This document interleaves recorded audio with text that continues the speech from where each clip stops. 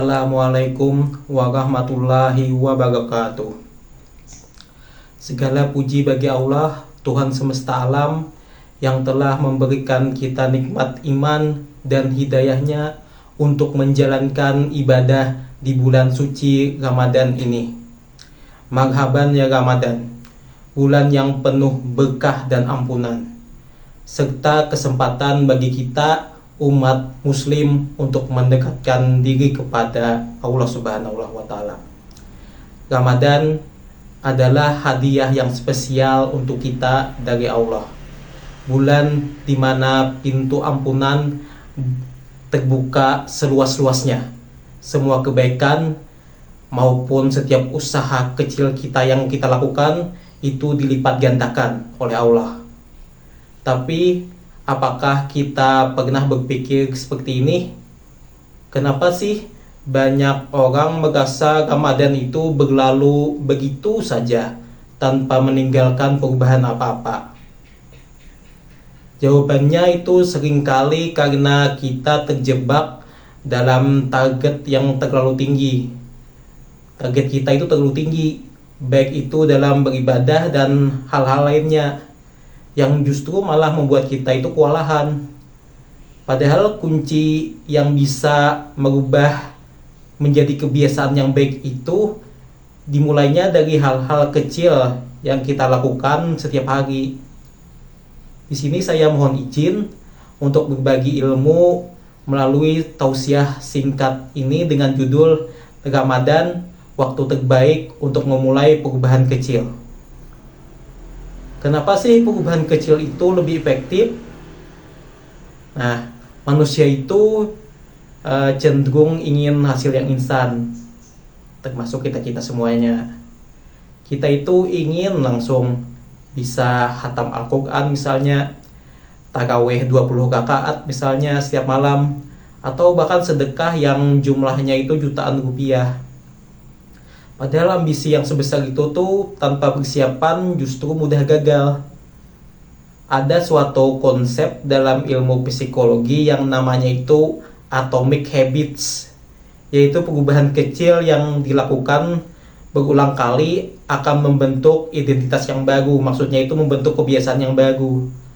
Contohnya itu kayak gini: membaca satu halaman Al-Quran setiap hari mungkin saja terlihat sangat sepele, tapi kalau kita melakukannya dalam setahun misalnya, kalau itu jumlahkan, itu setara dengan 365 halaman, hampir 1 juz per bulannya.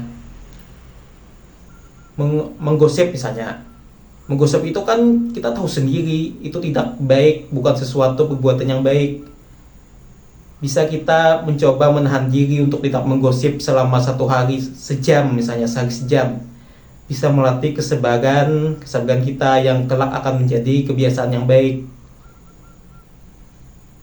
Allah itu menciptakan Ramadan selama 30 hari, bukan tanpa alasan. Ini adalah siklus waktu yang ideal untuk melatih kebiasaan baik yang baru.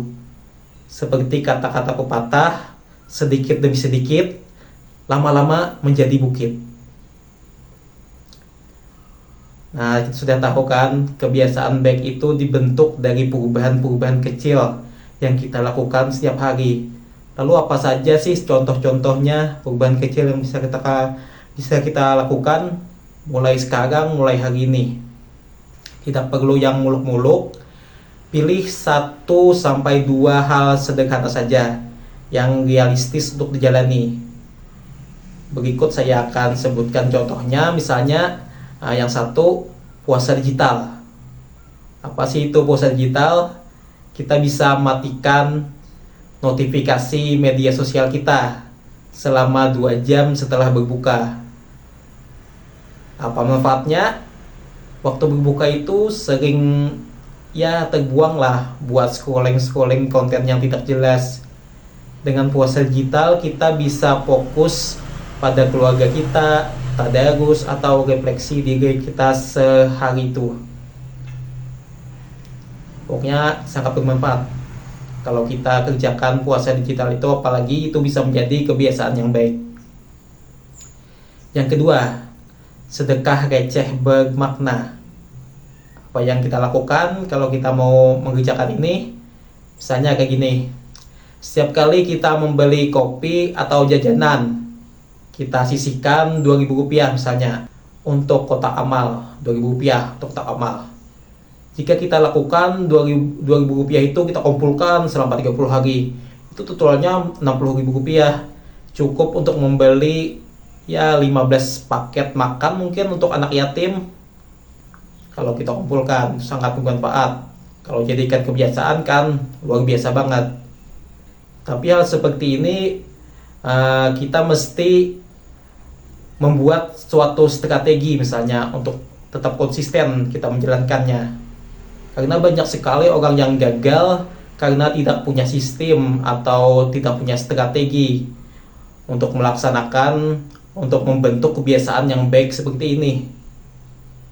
Lalu bagaimana kita membentuk strategi itu? Triknya sederhana saja. 1. Kita buat pengingat. Contohnya gini. Jika kita ingin membaca Al-Quran misalnya, tulis saja di pengingat di HP. Banyak kan aplikasi sudah kayak gitu. Tulis jangan lupa baca Al-Quran jam 7 malam. Otomatis kan kita ingat. Contoh yang kedua, catat perkembangan kita. Misalnya gunakan aplikasi di HP seperti aplikasi To-Do List.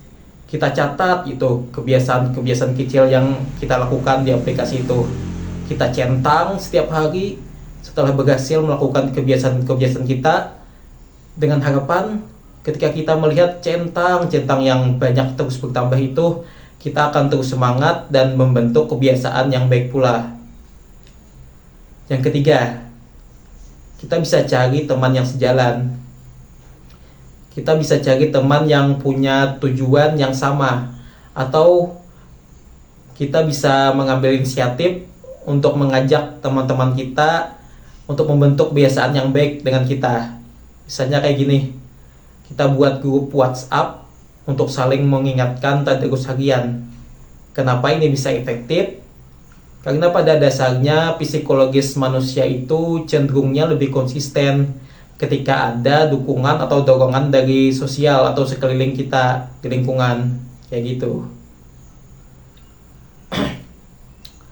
Yang keempat, saat gagal itu jangan menyerah. Saat gagal itu jangan menyerah. Karena konsisten itu bukan berarti sempurna. Bukan sempurna ya konsisten itu. Bisa jadi kita lupa kan, atau kita lelah, atau misalnya dapat godaan setan. Yang penting itu jangan biarkan satu kegagalan merusak semuanya. Jangan pantang menyerah. Contohnya kayak gini. Kita menahan diri supaya tidak menggosip misalnya. Kita mulai hari pertama sampai hari keempat kita tidak menggosip gitu. Pas hari kelima kita lupa, malah menggosip temannya lagi. Kasihkan ngomong sama teman-teman yang lain misalnya gitu. Respon yang salahnya itu kayak gini. Sudahlah, gagal sudah, lebih baik nggak usah lanjut. Itu respon yang salah. Kalau mau respon yang betulnya kayak gini, besok aku akan lebih hati-hati. Hari ini akan aku ganti memuji teman yang kita gosipkan itu, satu kebaikannya kita puji. Kayak gitu. Jadi mulai besok kalau sudah gagal, jangan menyerah. Ingat, Ramadan itu adalah latihan, bukan ujian. Allah itu menilai usaha kita, bukan angka atau nilai kita yang sempurna. Kadang itu dapat 10, kadang dapat 100, kadang bukan. Yang Allah nilai adalah usaha kita. Jadi jangan takut gagal. Semoga Allah senantiasa memberikan kita petunjuk dan kekuatan dalam menjalani ibadah puasa di Ramadan kali ini. Amin. Cukup sekian tausiah singkat dari saya. Semoga ada manfaatnya. Wabillahi taufik wal hidayah. Assalamualaikum warahmatullahi wabarakatuh.